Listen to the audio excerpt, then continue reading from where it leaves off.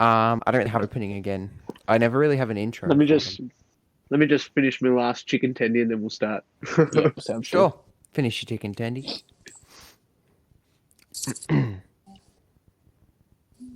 What'd you have for dinner, Brad? good. Teeny made curried sausages and a fucking bomb. So Oh, good. Sounds yum. So good. We made them a few weeks ago, or maybe a month ago, Mm-hmm. and it was just shit. The sausage we used was just shit. No good. But this one, Bit better. Huh? Love that. the dog's okay, by the way. Anyone who was worried. Oh, I was wondering actually. Yeah. What? Yeah. So what happened? What did it end up being? I'm back, by the way, and I'm ready to record. No, with that's after okay. this. He's got a little case of arthritis. Oh, so just man. an old boy. It's an old boy, That sucks. just a Not ideal. chubby boy. Yeah, carrying a bit of Just weight. chubby- Yeah, Oh, look yeah. fair. That'll do it. Aren't we all? Am I right? Yeah. Oh, I'm right. Hashtag quarantine. No shit. Yeah. Hashtag round 2. Yeah. Fuck. Mm. So, what is there a rule on like swearing and stuff? Swear No. away. No, Just go try for not it. to. Don't sing songs unless it's. Nah, go for it. Take me home. Okay. Cool. Yeah. Obviously, Mitch, you didn't listen to last week's episode because it's about Last of Us 2 and didn't want to spoil it for you. Oh yeah. But at the end, we were going to sing a song that was in the game as a joke. And I said, "Oh, Brad, you can start it off." And it was silent for about 5 seconds. And then Brad just goes, "Take me home, country roads." And that's all how told. he ended the podcast. So, yeah, it was great. I might just skip to the end. I wouldn't, just in There's case. still spoilers there, I'm pretty sure. So Yeah. don't. But I'm doing playing through number 1. It's sick. But yeah, I'm ready to get started. I've got my beer here. I'll crack it open once. Well, yeah, start we can recording. just get it going. I reckon. Do you want to crack the beer into the mic? Is it a can or a bottle? Where's my microphone? It's a twist top. Might That's tragic. not crack well, but Oh, it didn't at all. I've already It opened didn't. it. no, you can Yeah, sort of hear that's it. open. You can pretend. Nothing. You can go. I'll insert a really good sound effect, like we'll be like, "Whoa, bro!" Like a whip sound. Boys, I'm gonna open my beer with my An whip. explosion. Whoa, that was a good bottle opening. That one. Yeah, gee, that one was a bit shaken up. Yeah, wow. Welcome back, everybody, to the Chinwatched podcast. We're back. What a start. I know, right? So I'll preface it by saying, technically, I lied. Because last week when we were doing the podcast, Brad and I made an agreement that I would make an Instagram poll, deciding on the topic for this week's podcast, and Hamilton had to be on it. And I could choose the other one. So I went with Diary of a Wimpy Kid 4. You memed it. Only because I wanted to do something, funny, and I wanted to like balance it out with Hamilton. No, you wanted to cuck me. It was close, bro. I'm actually Right, keen like, to it watch was- Hamilton. It's so good, man. I think it was, maybe we'll do it next week. I think it was 9 for Hamilton and 12 for Diary of a Wimpy Kid, so it wasn't actually Jeez. that Fucking- different. That's Close kind one. of weird that you've got over 50% of idiots listening to your podcast. Yeah, I know, right? He's just disrespected the whole fan base. Everyone just turns it off. Oh, fuck Brad's disrespect. Yeah, I there don't we wanna go. That's listen. it. Yeah, that's the last straw. I was already sick of this shit. I didn't come here for this. Literally. So this week, so despite Diary of a Wimpy Kid winning, we're not actually talking about Diary of a Wimpy Kid, because Oh, Mitch see ya. responded to the poll with this suggestion, which was Yeah. The Last Dance, which The is a Last much Dance. better suggestion, quality-wise, than both of them, I assume. Sneaky 'Cause I haven't little- seen... Look, I haven't seen Hamilton or Diary of a Wimpy Kid, but I'm just going to take a wild guess and say this is probably better than both. You'd hope so. But we'll probably end up doing both anyway. But with Yeah, the me, sneaky little outsider got up. yeah, literally. Shouldn't even count really, but whatever. Yeah. So with me, I've got Brad again, which is unfortunate for anyone that doesn't like Brad. And I've got Mitch for this I'm time. sure there's 12 of them that First aren't time. very keen on me anymore. I was going to say, Look, I don't think they're not gonna anyone's be able keen to- on you now. If they don't like Brad, they're not going to be able to listen to many of the podcasts. Well, yeah, they've got one episode to listen to. Jeez. Yeah, unlucky, bud. Yeah, the Scooby Doo one. And Oh, the God. in is Herzl. So it's like your options are Brad or Herzl, and they're not I'd rather they're not just good listen. options. Yeah, pretty much. Just turn it fucking. Don't even know why you're here. Quick plug up top, I guess. You can find the podcast on Apple Podcasts, Spotify, YouTube now. It's actually working, which is Oh, sick. a miracle. But yeah, pretty easy to find out. But anyway, we are talking about The Last Dance. Now, did this thing come? So this came out Quarantine last one. lockdown, didn't it? Yeah. Yes. How long ago was that? 2 months It ago. came out April 20th. Quarantine's I think- destroyed my sense of time. Literally, it does not feel like it's been like that was 3 months ago that the first two yeah. episodes came out. That's fucked. That's nuts, isn't it? Yeah, it's been 2 months since the last episode came out. It's insane. I feel like, because as I said last week, because I know there's a few people that listen to this that aren't from Victoria or Australia even. Oh, cool. We're back in lockdown again, so that's fun. Yeah, well, living the dream. Honestly, living the dream. So yeah, this came out last lockdown, which is probably. I mean, I was back at work by the time I started watching it, but I sort of just watched it to and from work most of the time. But it was a 10-episode documentary series that focused. I'd say it focused on the Bulls, but it was pretty much just focused Yeah, on Michael Jordan. It was a Michael Jordan Bulls. It was a Michael Jordan Bulls documentary. But Yeah. so I didn't leading into this, I didn't really know much about it. Like I didn't even know it was really coming until it was out and you guys started talking about it. Yeah.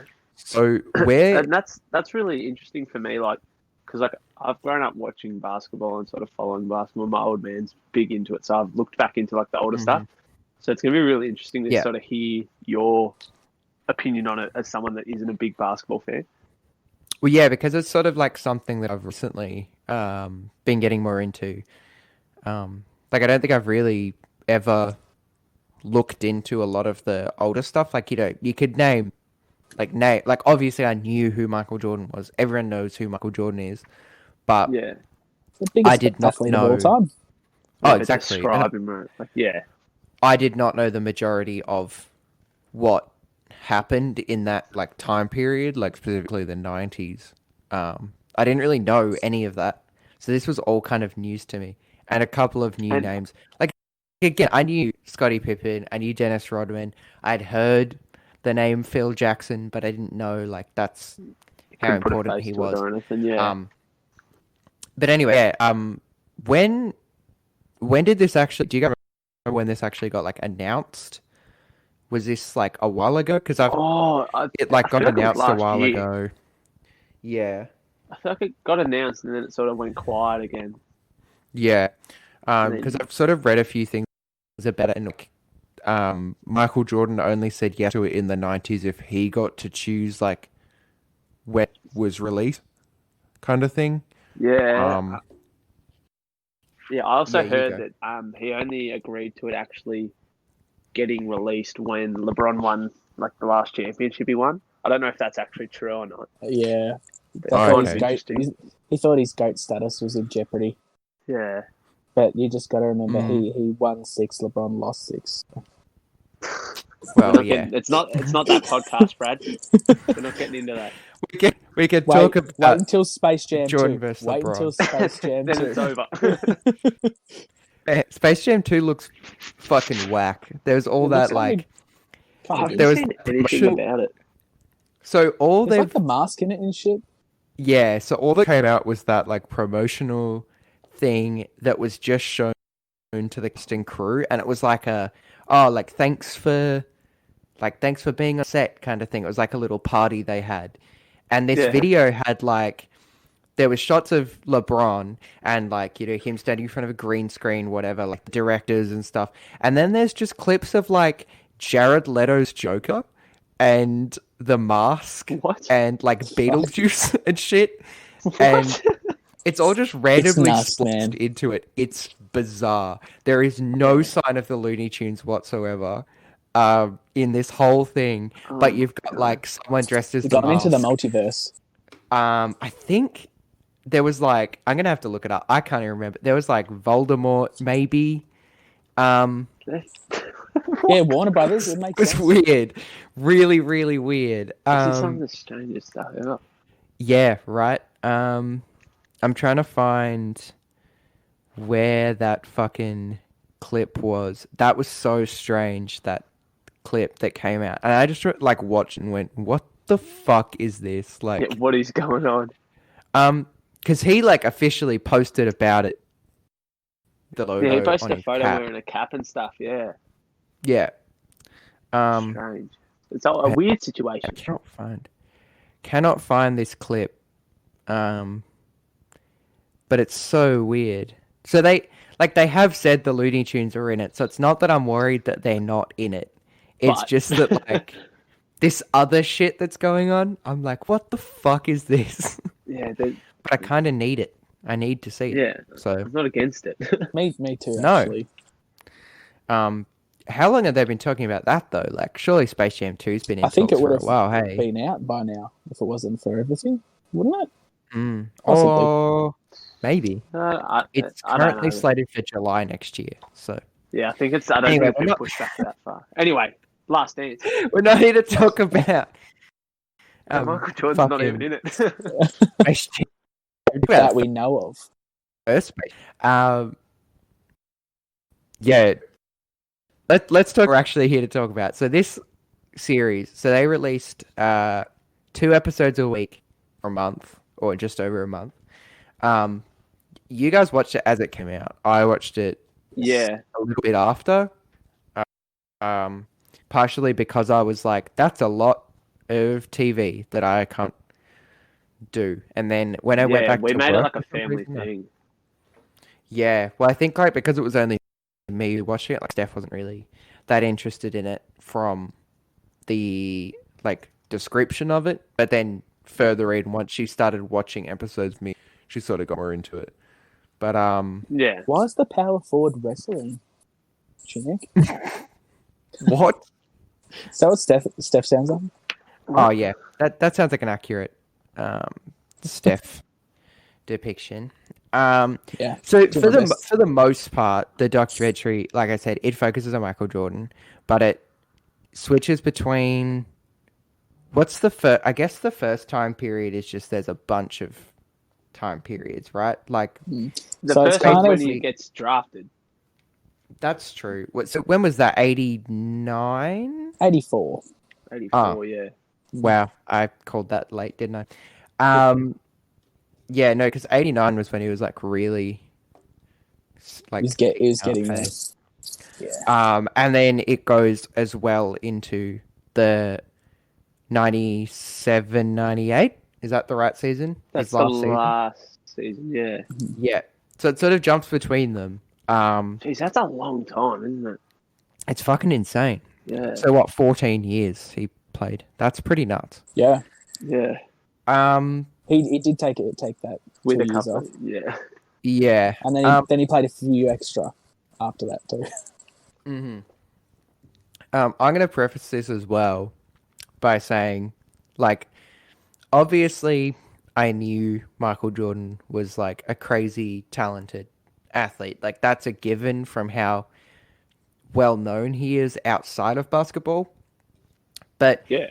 his level of motivation and, like, Yeah, Just- that competitiveness. the competitiveness and his confidence in the game was just fucking insane to watch Yeah. for the first time. Because like I've never seen anything like that before in my life. Yeah, and because there's no one like that throughout like any sport really. Like obviously No. your Tom Brady's and everything like that who have sort of being competitive, and like Tom Brady, he went like he didn't get undrafted, but he was like a really low pick, wasn't he, or something like that? I think so. You got those players that originally have he sort was of really- you got those players that have sort of had that tenacity and built their way up. And I don't think there's ever been a competitor like Jordan. No, it's I think insane. I think you've probably got 2 or 3 that would fit the description, and that's how many people are there in the world? Fuck it, 7 billion. Yeah, You'd have like I'd put Muhammad Ali there. Yeah, and that baseball player.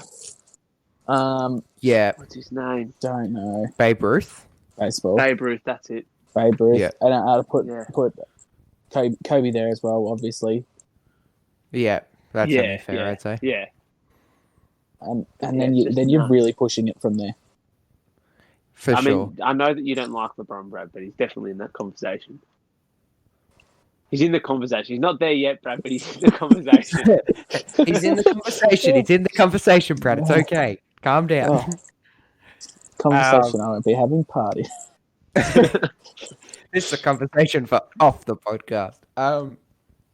I think like seeing someone, not necessarily like at the start. I'm just talking in general. Anytime like he's already playing better than everybody else, and then something ticks him off, and he goes, "Oh, then I actually stepped it up," and then he manages to keep insane. Up another level, and it's like, how do you go from the best to even better? Like that was like something cool that because I was watching the first couple episodes today. Like you look at his coach at the University of North Carolina, and he goes, like, Michael Jordan's the only player that I've ever seen who had the ability to turn it like on and off, and he never turned it off. And it's crazy to just think that he had that talent at a college level. Honestly, to watch someone be like that at that age is nuts. And it reminds me of like all those people you said, what's his name, Tom Brady and stuff, but like in their prime, not a college athlete. Yeah. That's nuts. Legit. It's nuts. Mm-hmm.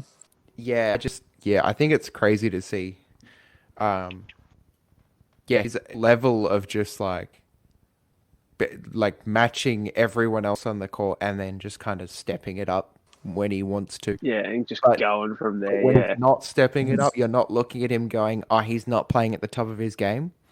Like, you're like, even when you see him step it up, before that, you're not like, "Oh, he's playing like shit." Yeah, you're watching and you go, "Oh my god, this guy is the best player in the world," and then he takes it to another level. Yeah, it's seriously nuts. Oh, and to think he wasn't even the number 1 draft pick. Yeah, you feel silly. Snub, I know. If you're Rockets, you're pretty happy. But that's also like that was the league back then. Though there was a massive it was a big man league, big man time. And like there's a quote that Walt Frazier, who was like a elite point guard for the Knicks, he said he was talking about Michael Jordan. He goes, "Well, there's no way like that man can that he can lead a team. He's not 7'1", blah blah blah." And then like the person that drafted MJ goes, "Oh, we wish he was 7 foot, but oh well, what can you do?" Just because it was like that sort of a league at the time. That's just what it was like, yeah. And like they just like you could have never guessed that he would have been that good. Like it's just insane. No, I think some people did. I think some people really did. Yeah. Like credit when credit's due. Krause, I feel like he was one of the ones who knew. Yeah. And why I think Michael Jordan, why I think Phil Jackson ultimately took the job in the end. Was because I think he really knew. Yeah. And then Phil Jackson's one of those basketball minds, eh? Absolutely. That another thing, like to go off of Michael Jordan for a second, like I'd heard Phil Jackson's name, but I didn't know like how important he was to that team and like to their dynamic and everything. Like especially when they cut to later on and they're like, "We're not going to play unless he's coaching." Like that proves how good he was, because they have that complete loyalty to him, and it's like he knows what he's fucking doing, and he led them to the championships, and they know that. Like it's insane that you can have system, when you got Michael Jordan, Scottie Pippen, and Dennis Rodman on a team together, that all three of them can go, yeah, Phil Jackson is responsible for this. Yeah, like legit. The three of them can admit that when they're like, yeah, three of the best players, or best at what they do, at least. Yeah. Which is crazy. I think that proves like his level of like talent. And I don't as know a if coach. you know this, Chinnick, but he coached. He was the Shaq and Kobe coach, wasn't he, Brad? Yep. Yes. So really, you know how I actually didn't know Kobe. that. Yes, you know how Kobe and Shaq played together and won. Did they win a three-peat as well? Yeah. Yeah. They won a three-peat. Yeah, and then Phil Yeah. Jackson left Lakers and then came back for 7, 8, 9. Yeah. And won 2 more. Like he's just a He's successful a ring magnet. Yes. Yeah. Insane. From what I can tell, he knows how to read players and work out. He knows how to read the people before he worries about. Yeah, I think that was one of the big things is how much of a people person he was. And there's a thing. You see that later on with Rodman, like with what 48 happened. hour bender. Let that man have a bender, and he also has the most intricate system of basketball, free flowing basketball of all time, which is the triangle offense. It's brilliant. I could never crack it. I've never really looked into it. It's good stuff. Yeah, really good stuff. Again, if you're a basketball nerd, get into it. Again, as someone who like hasn't really gotten into basketball until recently, I think watching him is like, holy shit! Like that proves that it isn't just the players that are doing it. It is partly the responsibility of the coach. And when you have a coach of that fucking level, it's just when it's like that. Yeah. And I love just talking about the documentary in a whole. I love that they showed like him as a player back in the day, and his sort of journey to there as well. How he was an assistant coach and who he coached under and everything, and why he knew how to handle Dennis Rodman because he was kind of Dennis Rodman. He was the exact same sort of thing. Yeah. I thought that was a really cool. Put a lot of context behind it. Yeah, they could have just sort of gone, yeah, he's the coach. He's one of the greatest coaches of all time. Blah blah blah, and that's it. But yeah, I really like that. Why. Yeah. Yeah. Yeah, I really liked like everything to do with Phil Jackson in general. I think was a really different view on it for me because I don't really know any coaches like for any team. I know like more players now, but I still don't know like a lot of coaches. And to see someone like that just directing them, and he knows exactly when to put them on, exactly how to play every situation. It's just especially as a non-basketball player as well. Like because Brad and I have played basketball, we sort of understand how like a coach sort of leads, like works in that sort of a situation. But not having played much basketball, Trinity. And I think one of the. Oh, you got that. No, you got. I didn't have it. I think one of the best. I think one of the best examples of everything we're saying about Phil Jackson is where I think it's like episode 3 or 4, and it's about Scottie Pippen cracking the sads because he got a play drawn up for Kukoc. I was about to say the exact same thing. Oh, yeah. And there you go. Yeah. Oh, I got him first. But that's just his brilliance. He sees the game and his play is so different. I don't think he predicted Scottie Pippen to crack a sad. Definitely not.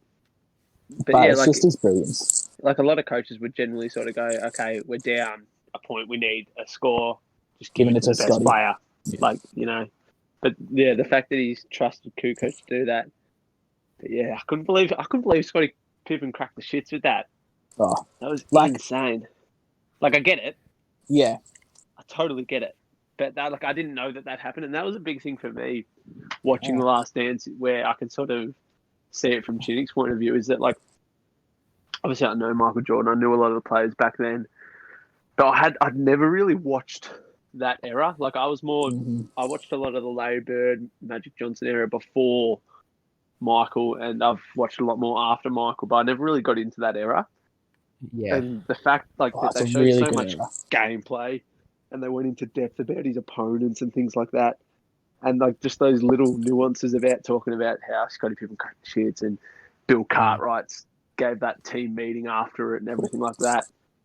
It was just so... I loved how it showed that whole, the dynamic of the team as opposed to just the team. Yeah, that's what I loved, is that going into something like this, I kind of expected it to be more...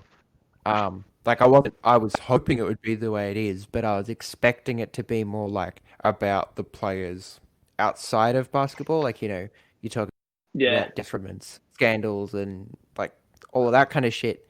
But I didn't expect there to be so much actual gameplay of playoff games and game-winning shots and things like that.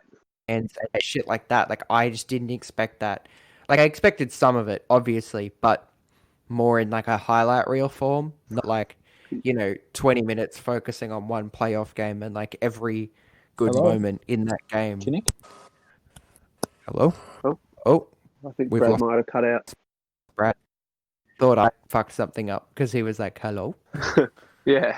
You there, Brad? Hello, Brad? I'm here now. What happened? Brad has returned. I have no idea. Just you guys just went quiet, so I just left the app and came back in. Now we're good. Fixed it. Well, was here.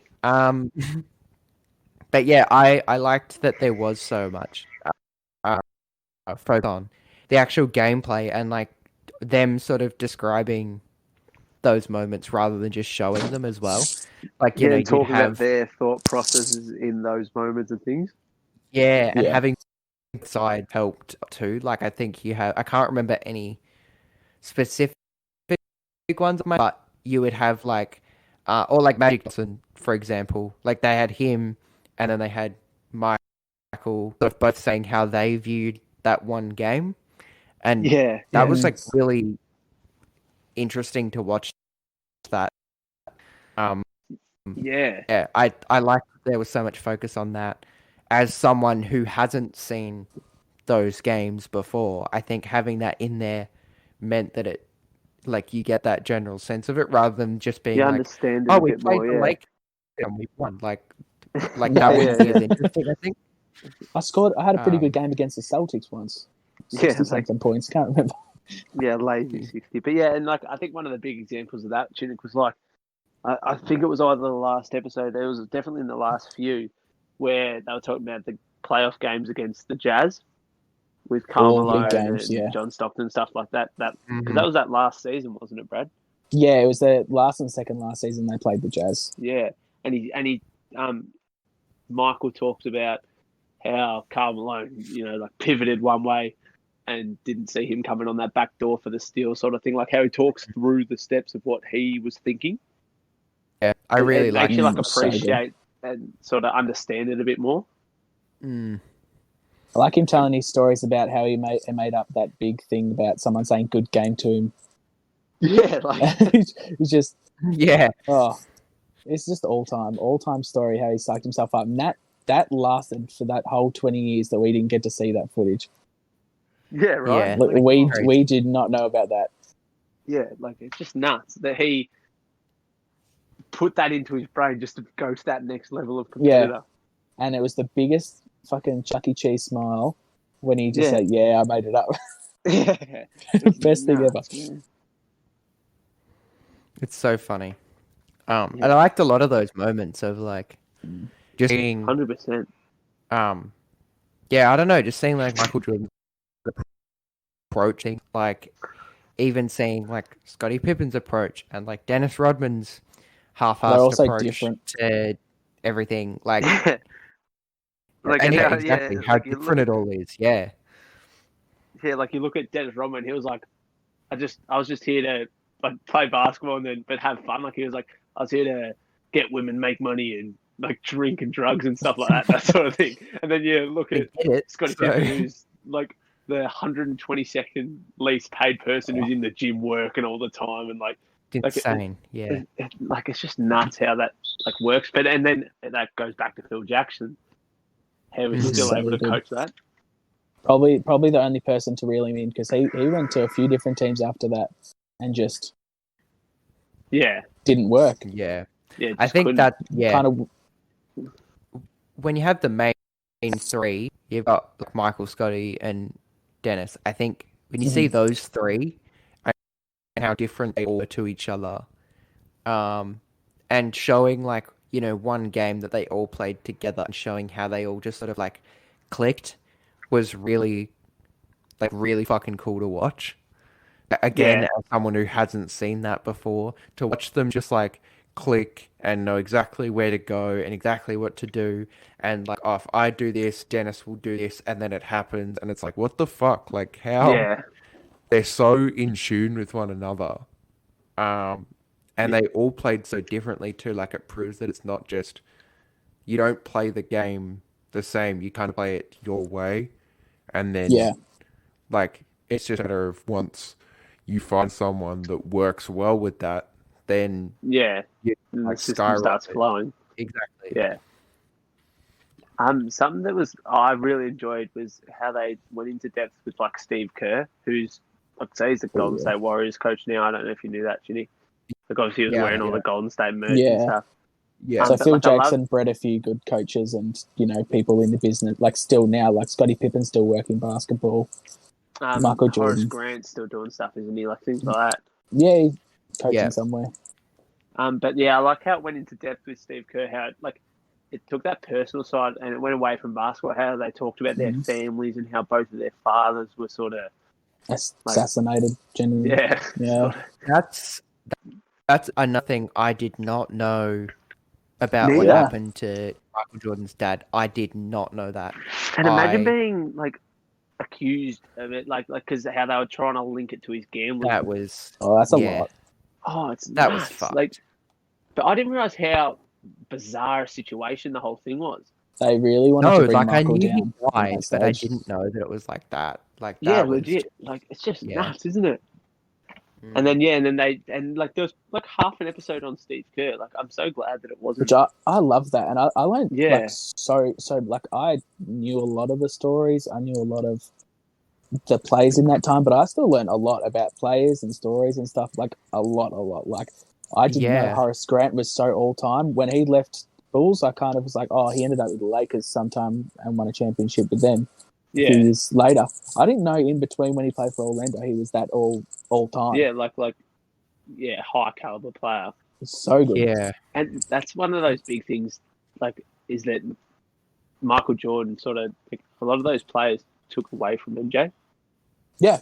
No, not took away from MJ. Sorry, MJ took away from those players. Yeah. Like, they got so fortunate that a lot of those players were sort of happy to take a seat. Like, and sort of just get on the train of MJ. Yeah. Because, like, these days, you got so many players that are just trying to be like that front man, that star. Whereas, like, Scottie Pippen, someone of that caliber, like, it's very rare you have to happen to be a two-man. Staying for 2 years on that team and he's leaving for a max contract somewhere else. He's not staying. Yeah. Like, it's just that loyalty. It's just, like, it's insane. The loyalty I definitely miss. Yeah, 100%. Yeah. Like, it's such a change in the league now. I reckon we've got, like, two players that are going to keep their careers where they are now, and I think then it's done for loyalty as far as basketball. I think Steph is going to be all, like, the whole time. And who was the other one I was thinking of? LeBron James? After he chooses his sixth team. Yeah, whatever his next team will be, he'll stay there. Next team is, he'll stay there. Yeah, that'll be. Nah, I think he's retiring a Laker. Yeah, he'll be a Laker. So he kind of got maybe Luka. It's too tempting. He's so young. It's a hard one to tell. But I think Steph's the big one that's just gonna stick out his whole career in one team. Yeah. Awesome. Lillard. Lillard was the other one I think will stay the whole time. Hope so. Yeah. If he wins, really excited I'm really excited to watch NBA when he gets back. Oh, we need to get it. 2 more weeks. 2 more weeks from today. It's rough. What'd you say, Brad? It's 2 weeks from now. Yeah, it's not far now. Yeah. So it's going and I think just in a bubble. Yeah. Fair. I think something that like I learned from this Last Dance, like from the doco, like obviously I knew how big a name he was and like obviously everyone knows Michael Jordan, everyone knows the shoes Jordan and things like that. But just like you never really think of it how there was no social media back then. There was the TV level was at such a lower rate than what it is now. Like, but he still just took over to that level. Like, and he was still and just they really emphasize global. That too. Yeah. And like some of those. He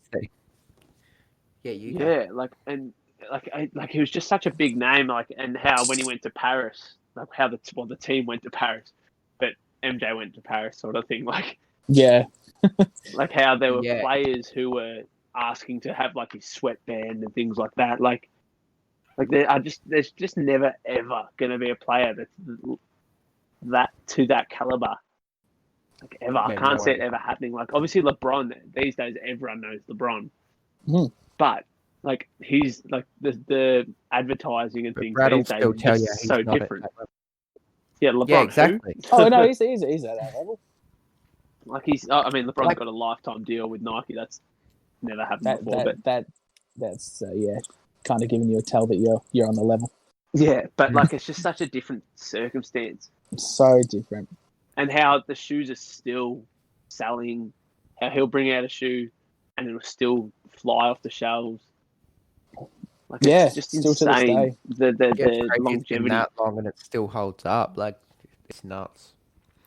Because you think about like, if you think about like another athlete that was at that sort of level, no one holds up for that long.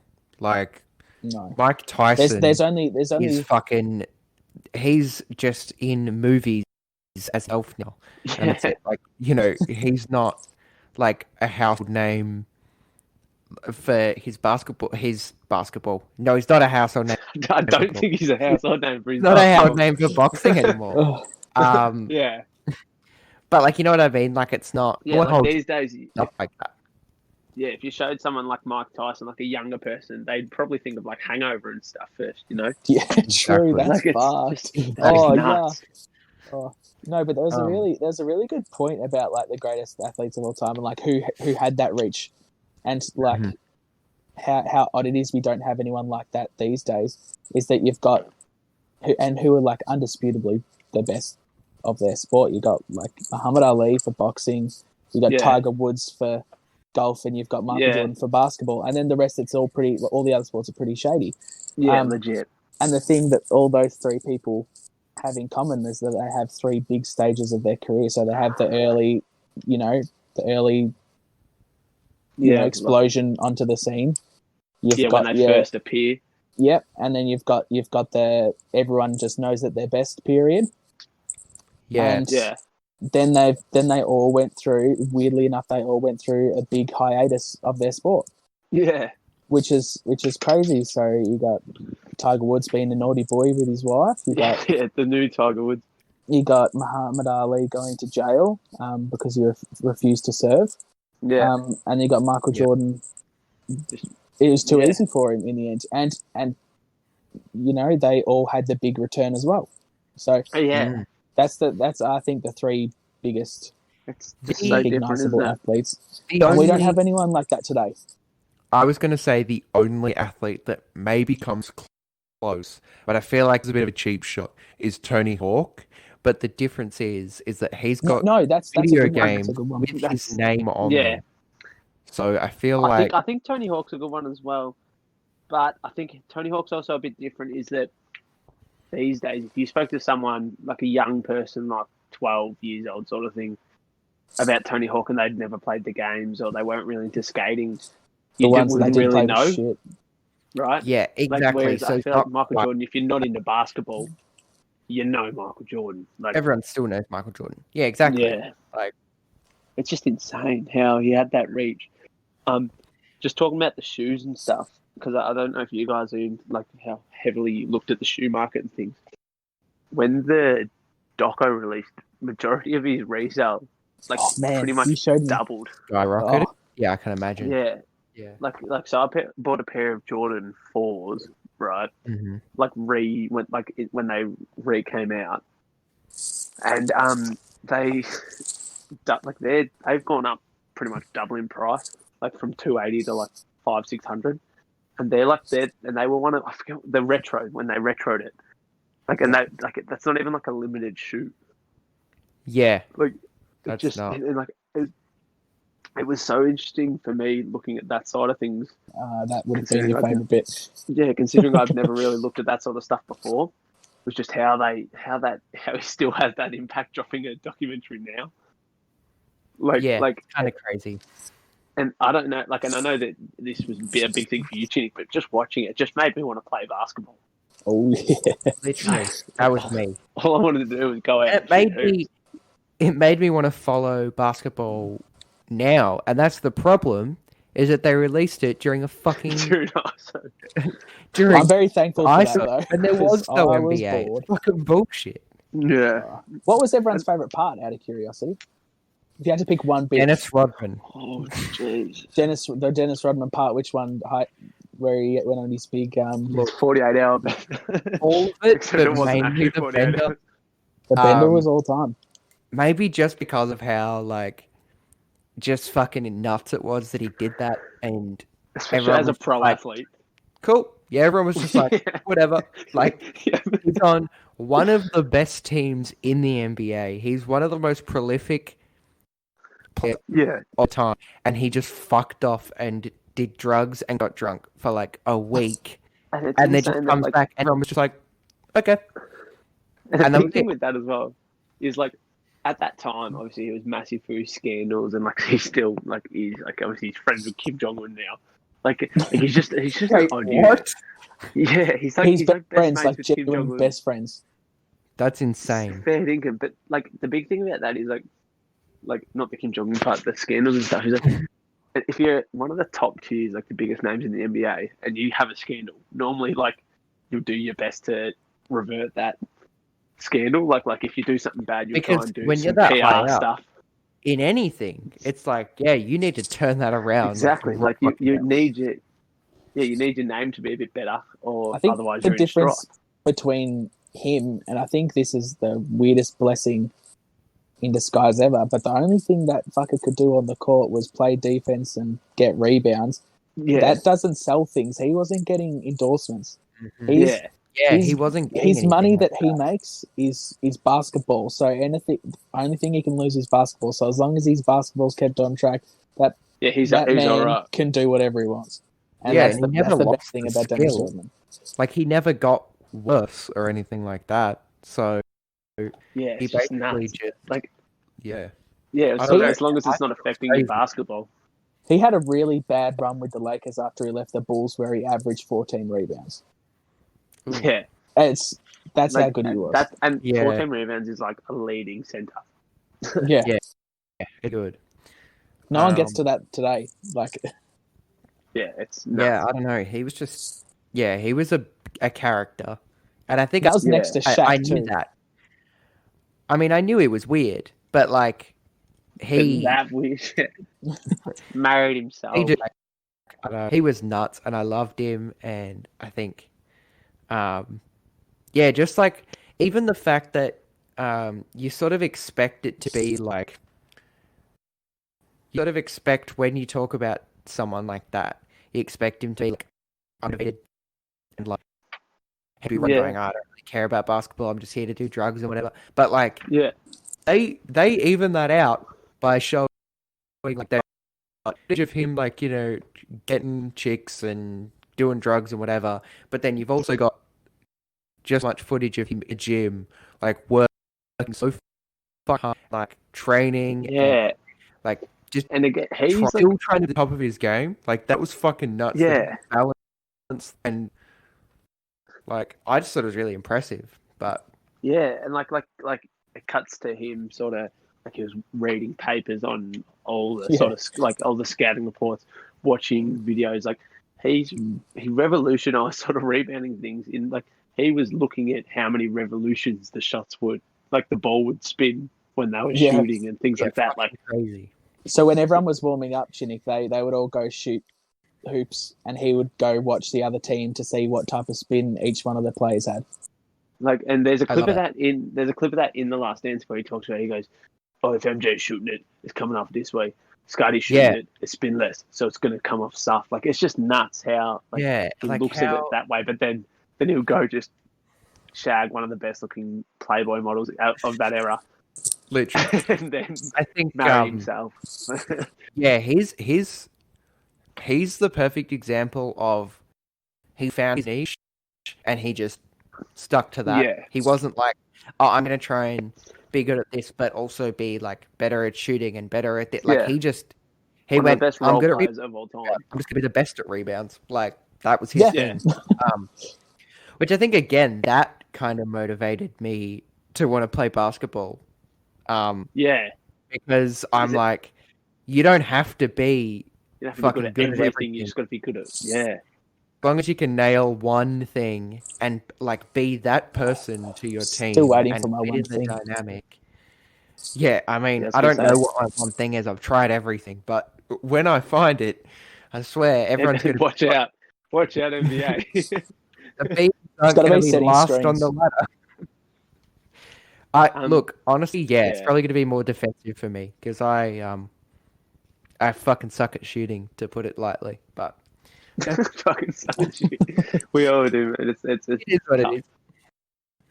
But yeah, your favorite parts. I'm interested because we talked about Dennis for. I had sort of like two. My biggest favorite thing, my one favorite moment in the whole doco was after Steve Kerr hit the game-winning shot, and he's at the championship parade, and he's doing the speech, and he's talking about the whole thing, and obviously Steve Kerr, best one of just a role player again, just knew what he was good at, could shoot the ball, and did that. And he goes the whole.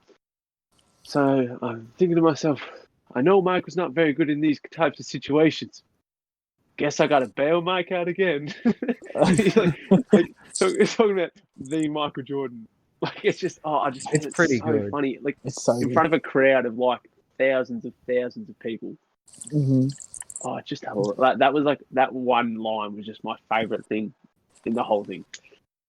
Yeah, I just thought it was so funny. He's pretty. But another thing that I liked in it was how, like, obviously Jordan, like I'm 99% sure they led sort of in sneaker sales of sneaker brands, including Nike, Converse, Adidas. I'm pretty sure they had the most sneaker sales last year of any of those companies. Mm-hmm. But the fact that you go back to it and he didn't even want to sign with Nike. At the very start of the whole thing. He wanted Converse, didn't he? Yeah, because back then Converse was the big one, like, because you had Larry Bird, Magic Johnson. Sing it. No, I'm not going to do it. I can't do it. When we watched Semi-Pro the other night, and they're all wearing Converses, I just find that really funny, like, because that's set in the 60s, and they're just wearing light-top Converses. I was like, it's just so different. Like, you wouldn't see people doing that, even in the 80s or 90s, like, that was fading out, because... Yeah. Well, fucking hell, you can't run in those things. Why? Like, so you know the classic. That's why all their careers were 8 years, Chin, not 14. Yeah, so you know the classic white girl shoe of like the last sort of 3 years, like not including the last two, like 3 years before that, was like the Adidas Superstar. Mm-hmm. It was that white low top shoe with it almost looked like a basketball on the end. It had the rubber on the end with just the black and white on the side, leather. So that, you know, Kareem Abdul-Jabbar, right? You know Kareem. He wore those playing. Like, that was his basketball shoe. Why? That's just what they wore back then. It's just nuts. Like the evolution of it. It's great. Yeah, that is nuts. I think. But yeah, you see basketball shoes now and it makes sense, and then you see like Converses, like But yeah, I think sort of. I get for skating, but basketball, what the basketball, fuck? It's nuts. But yeah, I think sort of for me as a general like whole sort of favorite thing for the doco was like, because I've watched highlights before, I've sort of seen players and things like that, but sort of them going in depth on the stories and the sort of the background info and that, like the behind the scenes stuff. I thought that was my favorite. Like something that I found quite weird was how MJ was talking about his rookie season and they're in a hotel and he's just talking about, he goes, some of the boys were standing over there doing lines, and then you had your weed smokers over there, and then you had your girls, like the group of girls over there. Like you don't see your that favorite, like like you couldn't imagine like LeBron James talking about that now, like, or like you just like Scott Pendlebury of the AFL, like you couldn't imagine any of them sort of saying that sort of thing just because they're not allowed to. Like they're just and social media probably just wouldn't allow you to have those freedoms anymore. Yeah, right. It only takes one little bloke in the corner to go, whoop.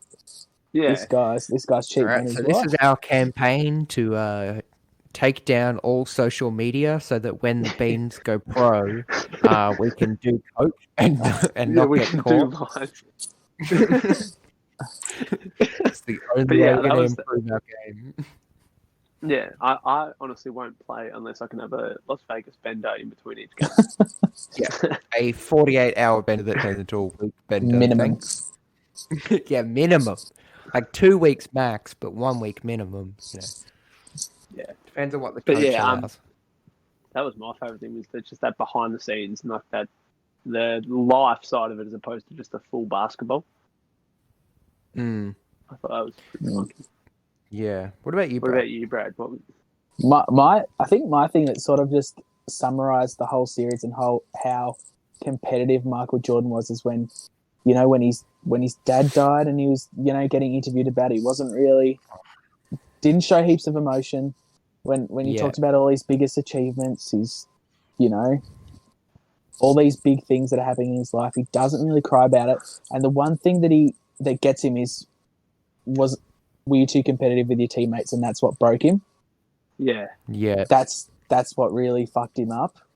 It just sort of summarized him as a whole of how competitive he really was, and how many people he just who was that little Scott Burrell? Yeah. Man, he killed that motherfucker. Oh, and how he couldn't get him to break though, not get him to break. Still to this day, he talks to Michael Jordan like Michael Jordan talked to him with flowers coming out of his mouth. Like no, he. it's I just liked that bit of it. That was the bit of Michael Jordan that I could probably bet on. He didn't want people to see is that side of him. And the little Kobe Bryant interview, we got 30 seconds of it, but holy moly, man! God damn, yeah. That was at least, yeah. And I loved in that, just talking on that Kobe, how MJ was talking about Kobe, the whole damn, that kid just won't quit. Like how they were talking about before the All-Star game. He goes, yeah, he just doesn't want to lose. He's crazy. He's going to take me on one-on-one every time. But that proves how good he was. Because if MJ is looking at him going, man, that kid's good, clearly he's got fucking something. Exactly. He's got that killer. MJ was pretty adamant about the only person who could ever beat him one-on-one would probably be Kobe Bryant, because he stole every single one of his moves. Yeah. And that, and he goes... And perfected them. Yeah, and start watching more of his games. Yeah, dude. You'll I watched his last game stuff the other day. His 60-point retirement game. What was he? 36 then? Man. Yeah, that came up on KO, and so I watched that. Yeah, and that was how Shaq. Because I don't know if you know this, Chinny. When that game was coming, obviously he'd sort of announced it'd be his last game and things, and Shaq before it had challenged him to get 50 points. And there's a quote after it. He goes, I challenged him to get 50 points. And the motherfucker got 60. It's the most Kobe thing to do. Oh, it's just awesome. Yeah. And I think Michael Jordan's last game, he got 11 points.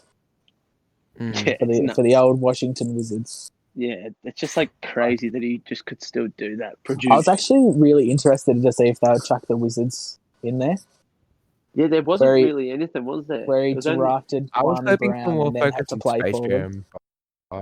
Yeah, more Space Jam. Yeah. Although that's something that pissed me off about it, is that every single bit of footage they had of the bubble game, which was the Warner Brothers bubble. The bubble we know it today. They used every single bit of footage they had, and I think it accumulated to about a minute and a half of probably the greatest basketball game. Yeah, right. To ever happen, and we never get to see it. Either that or the scrimmage team game. The scrimmage, yeah. Where there were a few things that they clearly missed and just had to explain. Well, and obviously I haven't seen any of that, but but what we're saying with this, Chinnick, is this is stuff that just wasn't filmed. They were on a movie studio and decided not to film this. Right. But because the people who filmed it got turned around very quickly. Don't film this, go away.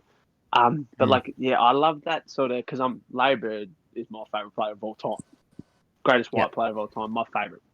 But when they were talking about that dream team, because obviously the dream team's a dream team. You had Magic, Michael, Larry Bird, Charles Barkley, just Patrick Ewing, because that was the first year that they sort of let non-amateurs play in the Olympics. But there's that little bit of footage that they showed from that scrimmage where they sort of, Larry Bird and Magic Johnson both sort of go, okay, this guy's the new kid in town. He just tore him up. And imagine watching that. And you saw Michael Jordan. See that whole thing. That would be And you see Magic Johnson. If you know Magic Johnson, he's the, you cannot wipe a smile off his face. Yeah, he was not smiling during that scrimmage. No, man. I loved every single bit of that. That was all time. Oh, it's just nuts. He's the smile running up and down the court, happiest man alive. Yeah. That man is. Yeah, he was it. He had the charisma. Everything I've seen of him, that's basically what I gathered. So, have you watched much of his highlights? Not really, but I don't see much of him scoring. Dude, nuts. So Ben Simmons now, obviously. Yep. Think of him, but better. Obviously. Okay. I get that.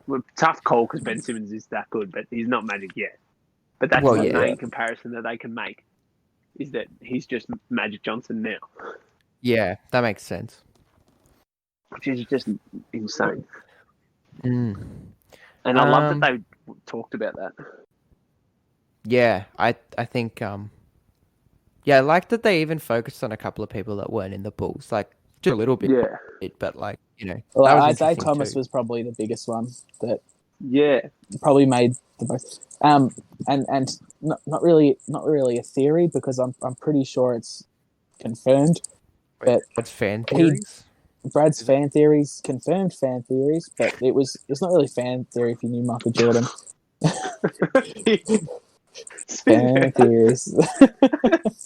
No, but he definitely lied about getting Isaiah Thomas kicked off the Dream Team or not invited to the Dream Team. That was 100%, I think I saw that on a list of things. 100%. He definitely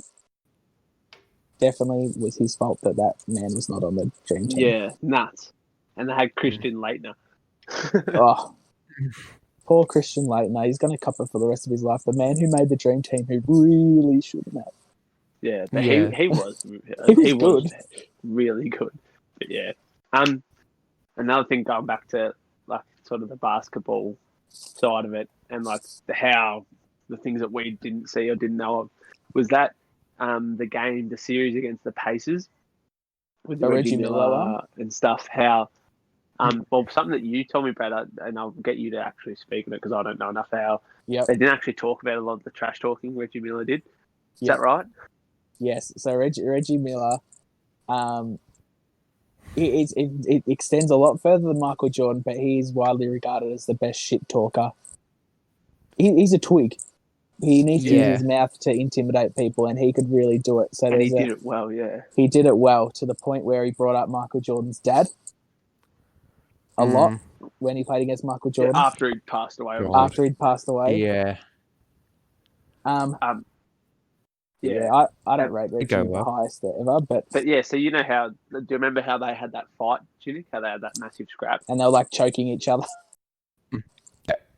Yeah. So that's I think it was the comment about his dad that set that off, that actually made him. But my favorite thing about that whole series was how obviously Reggie Miller went into depth about how he spoke. He goes, so I knew that he'd be he'd come and help me after I ran around the screen, he'd come in for the help team.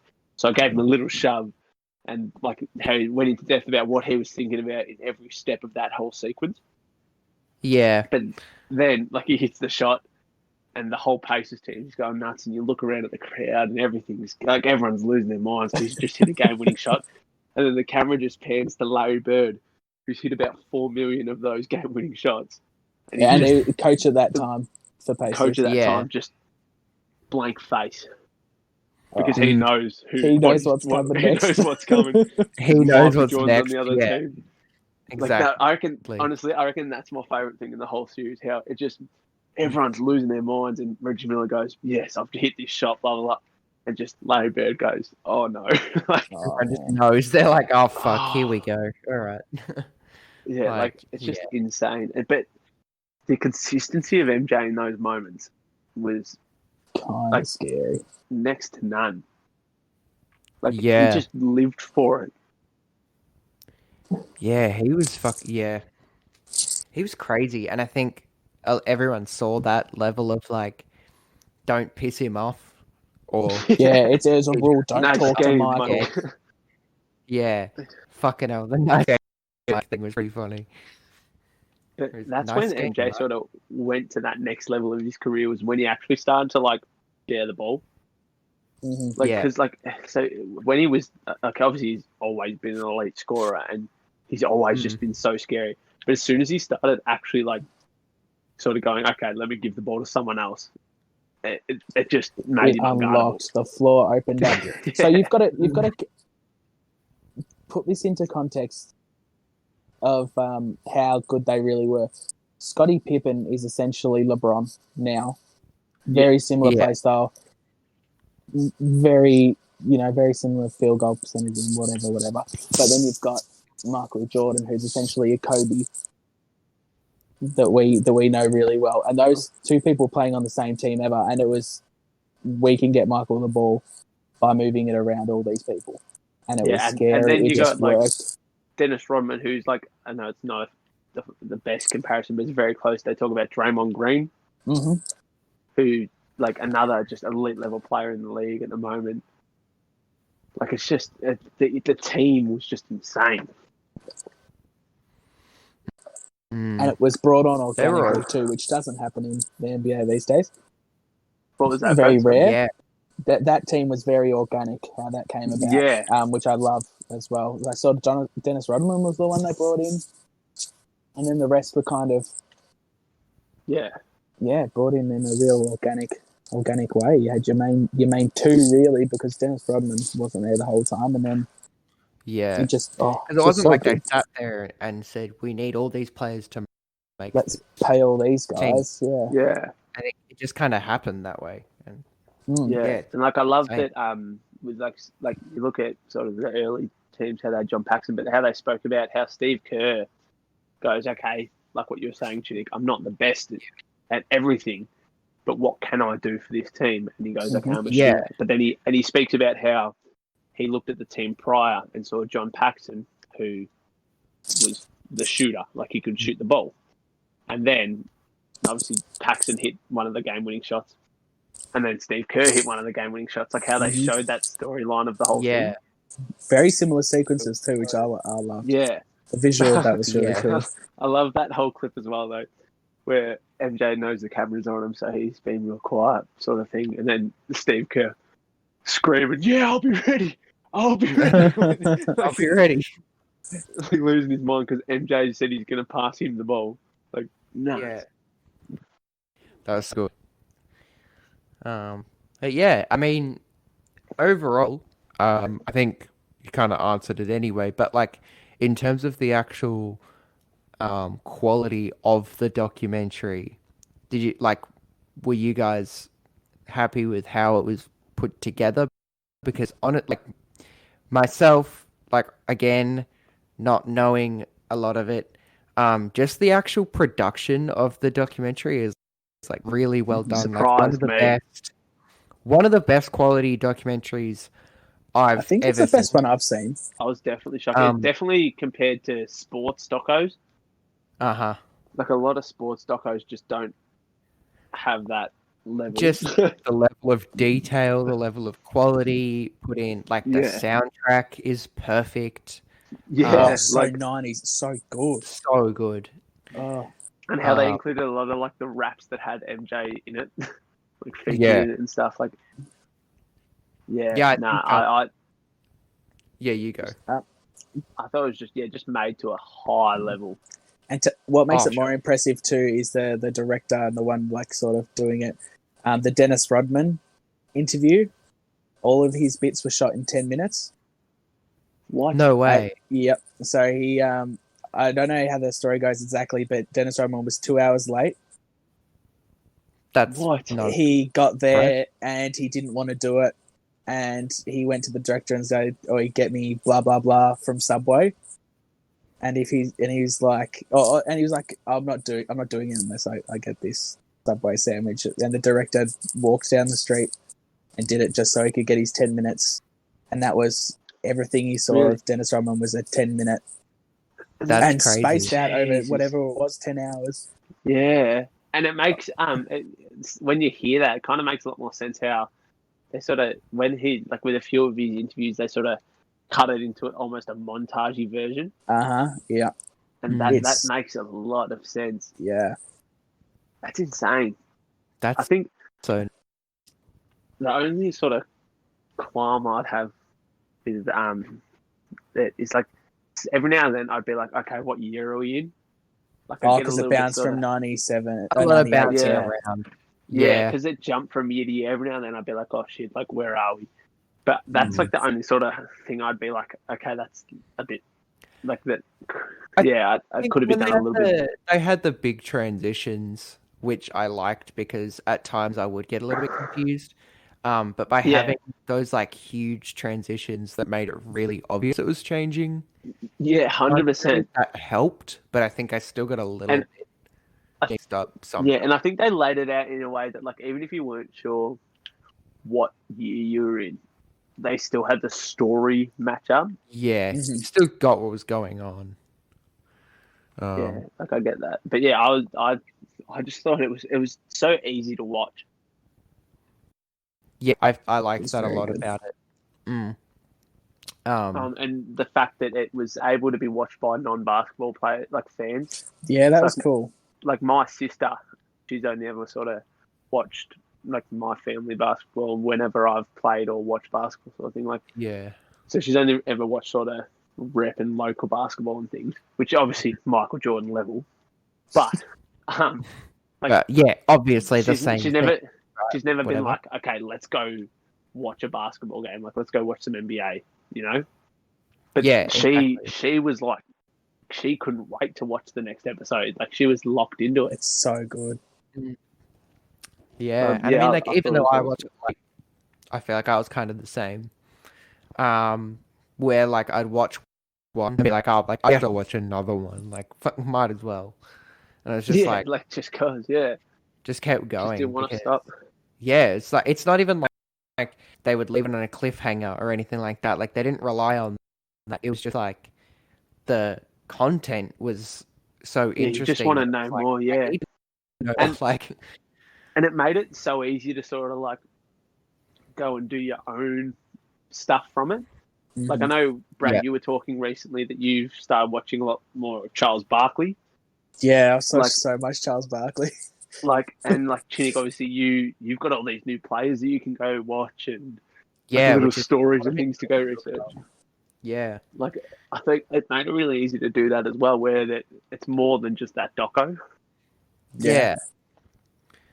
I think it's a good example of a documentary where they're not dumbing it down for people that know everything already, but they're not making it so vague that new people can't understand it. Yeah. Like, I don't know a lot 100%. of it, so I still got what was going on. I didn't know the role that, like, Steve Kerr played and, like, Scottie Pippen played, but then like, they managed to explain it without it seeming like obviously you guys know, like, a lot of it already, but I assume to you it didn't feel like they were over-explaining things. I was still learning so much. Mm-hmm.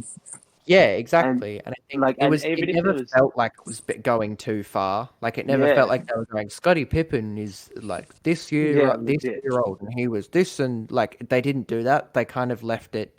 They hit that perfect middle ground of like, we're not going to over-explain it, we're not going to under-explain it. Like they just got it perfect. Yeah, I think definitely. And like I think, sort of shit. I forgot what I was going to say. I just looked at my phone. Sorry. No, I think. Sorry, I remembered. I think one of the best things as well with that was that, like, even if there was something that a story you already knew or a clip you'd already watched, there was always just a different bit of the story that you hadn't heard before, it's or another like camera angle you hadn't seen. Like the Steve Kerr getting punched. I always knew that story, but I didn't realize that it was out of the blue. And that Michael Jordan had such immediate remorse for it. They never talked about it. I learned so much about that situation. I've known about that for years and years and years, but never really learned more about it. So that's one of the ones that I really loved. And both their dads got assassinated, and they never talked about it either. They never spoke about it. No, they never spoke about it together. Like you would think that two people with such similar life circumstances, it's kind of rare that would happen. It's a bit weird. Both our dads got killed, eh? No, but it's something that I feel like teammates of 4 or 5 years would, open up a bit about that. So it's I don't know. That's just me. I find that really weird that was never brought up between them. Yeah, fascinating, isn't it? But yeah, overall, definitely one of the best documentaries I've ever watched, and it makes me want to get more into basketball and play more and watch more. Yeah, I just want to play basketball as much as I can now. I just want to watch current NBA. I have to wait till the 31st. But yeah, like it's so good that the NBA like YouTube channel has been putting like whole games on and stuff like that. Yeah, like they've just still to fill that void. Didn't realize League Pass was still taking $20 out of my bloody pocket. There's no games on. Yeah, I thought that they were. It's all good. I got it back. Yeah, I was gonna say that's nuts, isn't it? I mean, like even KO were fucking charging still, and they're like, "Oh well, soccer games are still on. I'm not watching them." So yeah, piss off. That was the only sport that was still going, and they were just like, that was all they were promoting, and it still is. Now they got AFL, but AFL's kind of good. The best thing, Jamie, with Optus, she got like KO. She got the Optus sports and stuff. Fuck. No, she got they did a deal where like KO was like $1 a month, like the whole lockdown. So it's still happening. Like they brought it back in. That's so good. That's so good. I mean, it'll be good when NBA actually starts back, because you get like a month of $1 because lockdown will finish about a month after it starts. Yeah. What do we have any NBA predictions? Well, while we're talking about basketball, I know it's not last dance. No idea. Eastern Conference teams taking it. Too, I want to talk about. So you got what? Something else about Space Jam 2 that I just found out I want to talk about. Who do you reckon's going to win, Brad? I feel Bucks, but then Boston are going to knock the Bucks out. Who's Boston on the Bucks now? Like Giannis. Big Giannis, and Giannis. Yeah, that with a sprinkle of Giannis. And that's all they need. There's not much more. And then you got. I don't know what's going to happen. I don't think they can be successful with just Giannis. They can't. I mean, they do have Middleton, but he's not. Yeah, obviously they can be successful because they're the top of the East at the moment. But it's like I just can't see it lasting. Yeah. No, but Sixers actually putting Ben Simmons in a sensible position is going to be scary. Mm-hmm. And with that, he's going to play the 4. I just don't understand how Raptors are still competitive. Siakam. Yeah, it just confuses me. The Raptors have I love it. Huge job. Larry they and got Kyle Siakam. Lowry. Pascal Siakam. They got they've got Drake. Drake. Fred VanVleet. They got Drake. They got Ibaka. They got a really good defensive Marcus. Yeah, they've definitely got a real well-rounded team. And it's a deep team too. So you can have someone go down, someone's just going to step back up. Yeah, see what happens. Which is good. But yeah, it's going to be so good to have that back. We'll have to do an NBA Finals podcast. Yeah, I reckon. Might have to. Or every game. Yeah, we'll just bold predictions for every game. Just about NBA, I reckon. Yeah, okay. Yeah, Space Jam. Yeah, that's pretty much all we've got. Yeah, I mean, I just want to tell you guys because it's really interesting because I had all the other tabs open for The Last Dance and I started closing them, and then as I went to close the Space Jam one, I read part of the paragraph in the development section about this movie getting made. So it started development in 1997, and they originally wanted Michael Jordan again, but then he said no. So then they started working on everything. So they cancelled it, but then... So this is what's bizarre. There's been like 5 different versions of the movie that aren't about basketball. So... Oh, God. So you got... So it started off as Spy Jam and was going to star Jackie Chan. then you've got Race Jam starring NASCAR driver Jeff Gordon. Oh, yeah. Then there's one that doesn't have a name, but it's Tiger Woods. So I guess Golf Jam? Whole Jam. Yeah, what the fuck? And then eventually... Eventually, they ended up cancelling that, and then they cancelled all of them to make Looney Tunes Back in Action, the one with Brendan Fraser. Oh, shit. And then after that movie, they came up with plans to make a movie called Skate Jam with Tony Hawk in the starring role. God. And then that was going to start straight after Looney Tunes Back in Action. And then when that movie made no money, they cancelled Skate Jam. So, in an alternate universe where Looney Tunes Back in Action made money, they would have made Skate Jam with Tony Hawk. Goodness, imagine. I kind of wish I was in that that era of, like, if that happened, that would be incredible. Life-changing.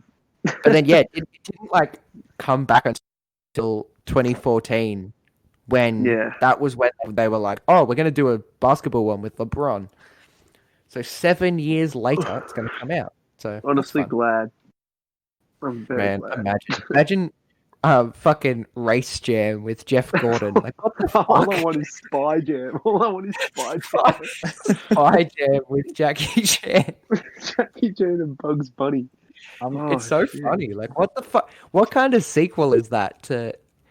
And then, like, if that does money, like, if that makes money, then do they make the rest? Like, what the fuck? You'd hope so. Yeah, there's an article on IGN from August of 2001 saying Jackie Chan may star alongside Bugs Bunny in Spy Jam, a sequel to Space Jam. That is incredible. Very thankful that didn't happen. Oh, it would have been incredible. Because I wouldn't have enjoyed any other movie after that. Exactly. But how do you make a movie out of Spy Jam? How do you don't? It's gonna do Looney Tunes Endgame where everyone from all the fucking different movies come in. Michael Jordan comes, they make Tiger all comes. Of them. And then they get all of them in, yeah. It's just called Jam. It's just Jam. It's just Jam. Bill Murray comes in and goes, is this all of them? End Jam. Oh, here they are. End Jam. I think I started as Jackie Chan and finished with Bill Murray. Have you seen anything with Bill Murray in it? Yeah, Space Jam. No, remember that? Wasn't he in Rush Hour?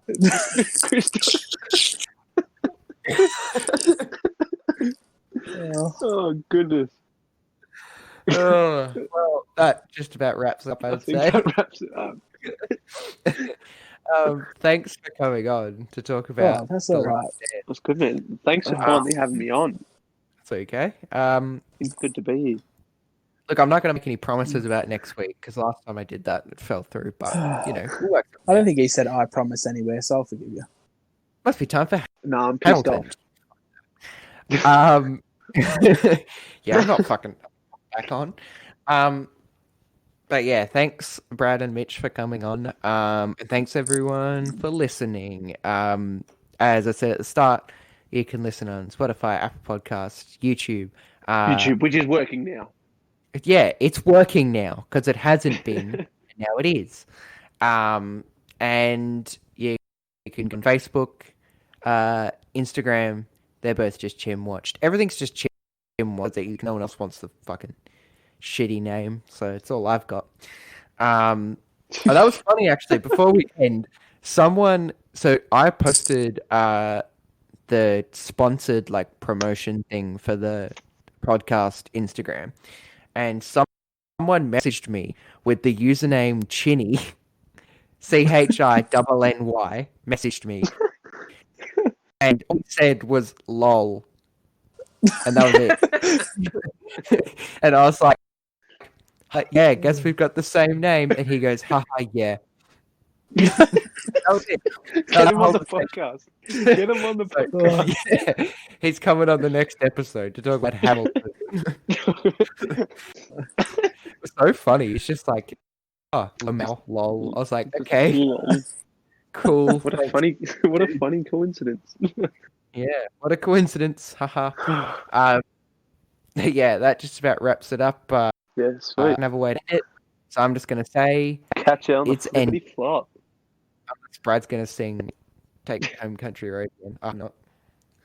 You got a different song this time, Brad? I don't. The converse weapon. That's the shoe. That's magic. What do you Yes! Yes!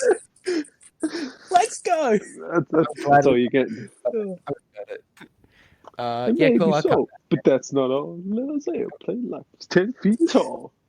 For the kind of moves that never fail, the weapon's the choice of Kevin McHale.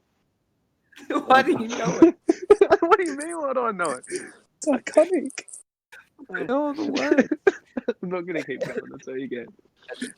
Just look up Converse weapon advertisement, all listeners, to hear Larry Bird rapping. That was incredible.